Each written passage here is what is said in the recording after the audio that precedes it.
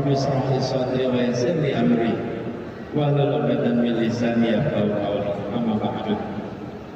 Yang saya hormati, yang tadi baru saja memberikan sambutan sebagai penasehat Aliansi Masyarakat Madani, Bapak Dr. Andes Dahlan Rais, semoga beliau diberikan kesehatan panjang umur. Yang saya hormati Profesor Dr. Sofyan Arif, yang terima kasih telah memfasilitasi kita semua di sini. Pak Rektor saya hormati. Juga yang saya hormati Ketua AMM Profesor Dr. Muhammad Dai, Koordinator acara Sekjen AMM Bapak Mamang Sukoco, dan juga yang tadi sudah mengantarkan acara ini dengan doa Bapak Kiai Haji Dr. Samsul Hidayat, Oke Halim, maaf, Kiai Muhammad Halim, kemudian para hadirin semua, para pejuang-pejuang menghadirkan keadilan kemajuan Indonesia, yang mohon izin namanya tidak bisa disebut satu-satu, tapi semuanya merasakan kehadiran yang penuh dengan semangat di ruangan ini. Kembali ke Solo seperti kembali ke kampung halaman sendiri. Betul, saya merasa kembali satu karena suasananya adalah suasana persaudaraan yang satu, rencana, satu arah, satu visi, insya Allah akan dibukakan jalan-jalan. Dan dulu memang ketika saya masih kecil, saya sering kali ke Solo dari Jogja, naiknya kereta api kuda putih. Nggak tahu ya, sekarang anak-anak mungkin sudah nggak ngalamin kuda putih. Saya kalau di Solo tinggalnya di Gandean Kiwo. Oh, di situ ya. Tinggal di Gandean Kiwo di sana, dan jalan-jalan ke banyak tempat termasuk Sriwedari pada masa itu. Cuma sudah tidak ada binatangnya lagi di Sriwedari sekarang ya. Kalau dulu masih jadi kebun binatang. Nah, Bapak sekalian saya hormati, kami tiba ke Malang. Cerita sedikit boleh ya? Boleh. Sampai Isa. Ini cerita sekaligus lapor. Jadi hari Selasa kami berangkat ke Aceh. Kau tahu? Aceh. Berangkat ke Aceh. Sampai di Aceh, Lok Sumawe, bertemu dengan masyarakat warga di sana. Seketika berjumpa, satu kata yang selalu berulang, perubahan, perubahan, perubahan. Terus kami pergi ke Sumatera Barat. Di Sumatera Barat, ke Padang, ke Bukit Tinggi. Malamnya di Bukit Tinggi, hujan. Ribuan berkumpul di lapangan. Dan rintik-rintik hujan tidak menggoyangkan mereka, tidak membubarkan mereka. Satu kata, perubahan, perubahan. Dari situ berangkat ke Sumatera Utara. Sumatera Utara kami bersilaturahmi, mampir ke 8 kota dalam 2 hari. Dan di semua tempat ribuan berkumpul, sama, semuanya mengatakan satu kata, perubahan. Dan hari ini tiba di Solo yang jumlahnya luar biasa banyak di tempat ini, mengirim dengan satu kata juga insya Allah. Kita menginginkan perubahan, kita menginginkan perubahan. Tadi sudah disampaikan oleh Pak Dahlan Rais secara amat indah tentang bagaimana seharusnya Indonesia di dalam menjalankan kepemimpinan. Doakan agar bisa amanah, agar bisa istiqomah, agar dekat dengan ikhlas. Karena perjuangan yang dihadapi ini tidak kecil. Tadi di dalam doanya Pak Kiai menyebutkan bahwa sempat berpikir apakah mungkin Mungkinkah kapal yang dibangun ini terbentuk? Dan ketika kemarin terbentuk, mungkinkah kapal yang sudah terbentuk ini berlayar?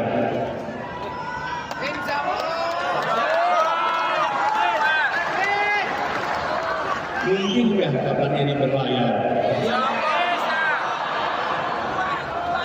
Ya, dari selama 1 tahun ini, tadi ceritakan ya Pak Yai, Putri Pak Yai.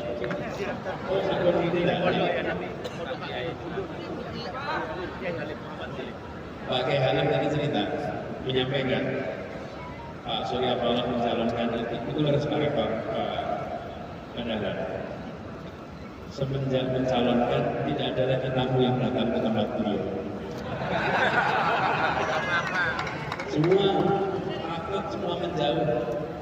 Tantangan demi tantangan itu bermunculan. Kenapa? Karena Pak Surya Paloh dan Nasdem memutuskan untuk mengambil gagasan gerakan perubahan. Langsung berhadapan dengan tantangan yang tidak kecil. Kalau mau hidup nyaman enak, cukup duduk-duduk tenang, mengikuti rombongan hari ini, pasti nyaman. Betul tidak? Tapi Ibu sekalian, inilah ciri-ciri yang mau mengambil tanggung jawab. Kita tidak terlalu khawatir dengan apa yang ditulis wartawan, dan kita tidak terlalu khawatir apa yang ditulis oleh media sosial. Tapi kita lebih memikirkan apa yang akan ditulis para sejarawan di masa depan. Dan apa yang nanti dipertanggungjawabkan di hadapan Allah di masa depan. Jadi, mau dibolak-balik juga, monggo saja, silahkan tulis apa saja, biarkan nanti rakyat yang menentukan arah Indonesia di masa depan. Nah, 1 tahun sudah terlewati, alhamdulillah bulan yang lalu bisa mendaftarkan, dan waktu itu saya sampaikan mohon maaf bila mengecewakan mereka yang pesimis bahwa ini bisa.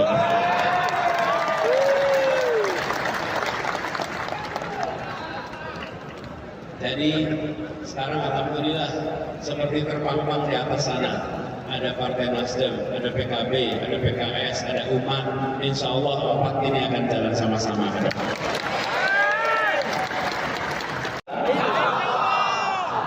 Ada dipesenin, harus ditambahin dengan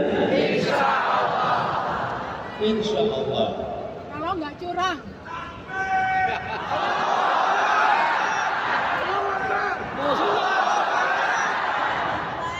Kalau nggak dicurangin. Kalau nggak curang, Bapak Mas. Ibu, tadi ada yang bilang asal tidak curang. Iya.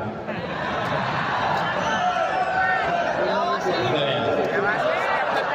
Tapi kita udah dengar katanya begitu. Kalau pas saya cawe. Ketua KPU aja udah diganti. Itu KPU deh. Akan awah dari ini. Mas, tip mengkawal suara Mas Anies. Tips mengkawal suara. Ini semuanya di sini sudah pernah pengalaman berjuang. Pernah dihapusi. Berjuang sudah banyak nih.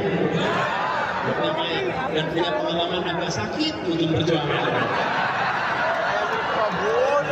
nggak? Tidak. Naprank dulu 2019. Sakitku. Ya.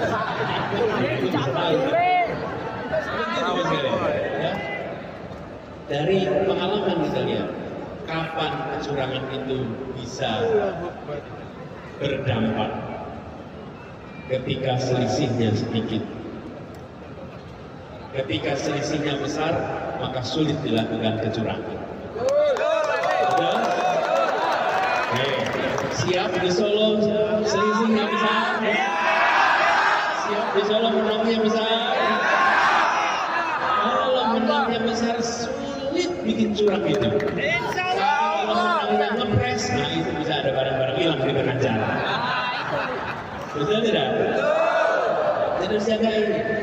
Insya Allah di Solo ini, kalau sampai kita makin hari makin menguat, gerakan perubahan di Solo makin hari makin menguat, kita menginginkan Indonesia yang lebih adil, kita ingin tata kenegaraan yang lebih menggunakan akal sehat, Kita menginginkan aturan hukum yang benar-benar untuk keadilan, bukan untuk kekuasaan.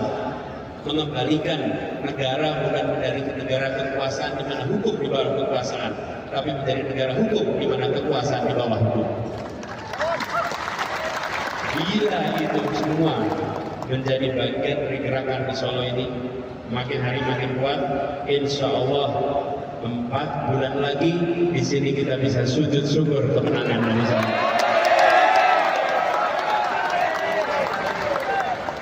Menangnya harus menang yang besar.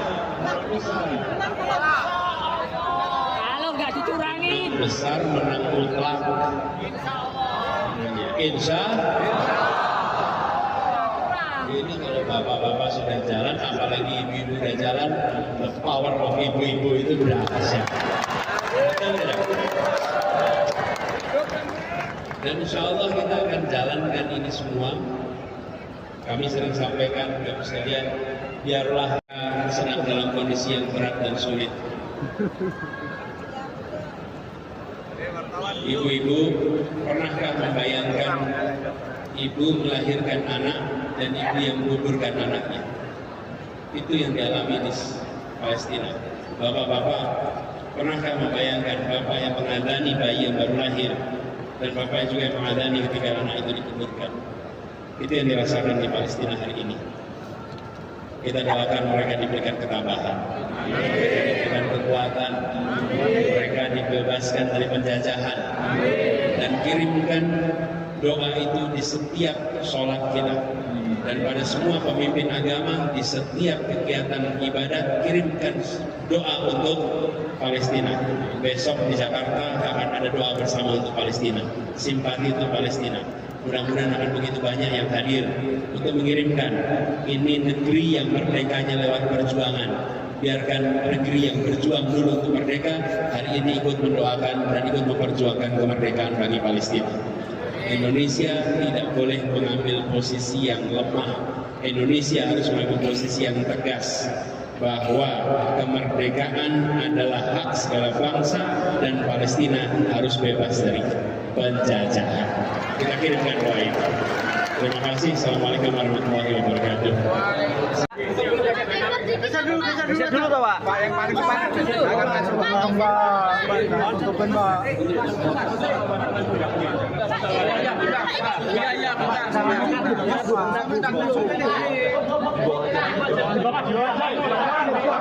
wawancara. Kawan di bawah mau di bawah aja Pak, di bawah. Nanti kasih waktu.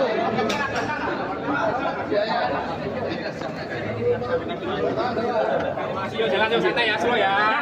Oke, kalem. Tidak usah, ayo. Pelan-pelan. Masih jalan presiden kita. Geser belakang. Masih jalan ya, masih jalan ya. Geser ke belakang, geser ke belakang. Masih jalan. Kami jalan di sini. Kasih jalan. Jangan di situ Pak, di situ ini aman kok gitu gimana Pak kamu itu? Media ya wawancara di sini dulu. Ini yang depan dulu. Pak, di sini lagi Media silakan geser. Silakan dulu. Kelihatan Pak. Tidak kelihatan Pak. Teman-teman media, ayo kita geser ke sana. Teman media sama saya. Ayo Pak di sana. Biar Bapak istirahat dulu media. Mundur ya, mundur Bang ya. Ini media dulu. Ya, Mas. Abangnya mundur Bang. Kan duduk. Ya. Apa kita enggak membahayakan.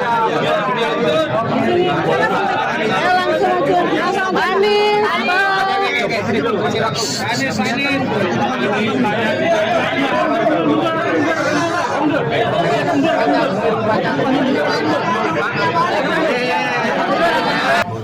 Pak Anies, kalau untuk di Solo ini gimana Pak? Jadi saya ingin sampaikan terima kasih kepada para relawan, yang sudah bekerja selama waktu yang cukup panjang, sebagian sudah lebih dari 1 tahun di Solo ini, dan kami memiliki optimisme bahwa aspirasi untuk perubahan makin hari makin kuat, termasuk di Solo ini. Jadi itu harus bekerja keras, dan kita mengharapkan bahwa proses demokrasi ini berjalan dengan baik, di mana seluruh aparat benar-benar menunjukkan sikap netral dan masyarakat memiliki rasa kebebasan untuk bisa mengungkapkan aspirasinya, baik dalam bentuk pertemuan-pertemuan yang tanpa intimidasi, kegiatan-kegiatan yang tanpa pelarangan, kemudian aktivitas-aktivitas perkumpulan yang tanpa pembatasan, dan di ujungnya nanti ketika melakukan kegiatan pemungutan suara tanpa ada tekanan, intimidasi, dan suasana yang bebas.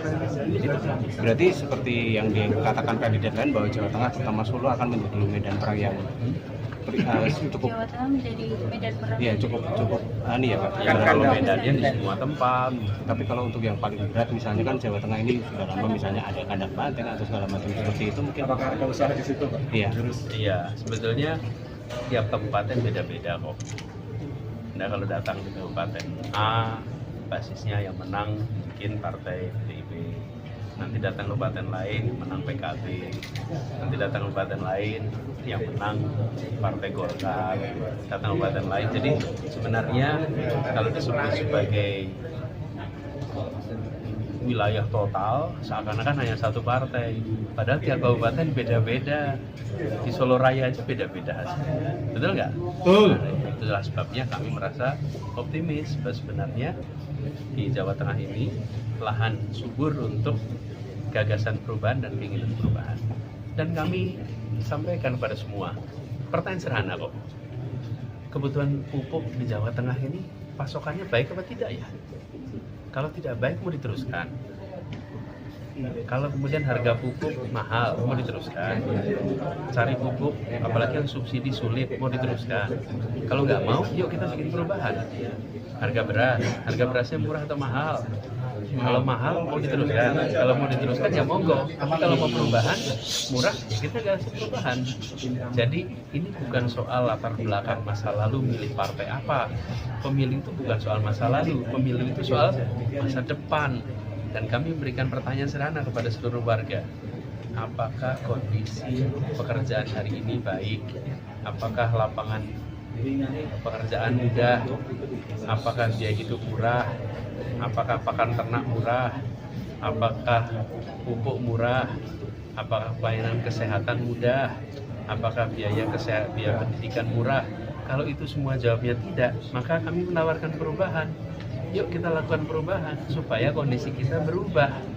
Itu tawarannya. Silahkan partainya boleh apa saja. Kemarin pemilu-pemilu dulu nyoblos apa saja.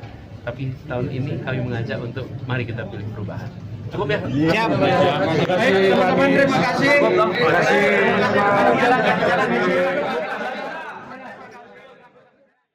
Jelajahi cara baru mendapatkan informasi. Download Metro TV Extend sekarang.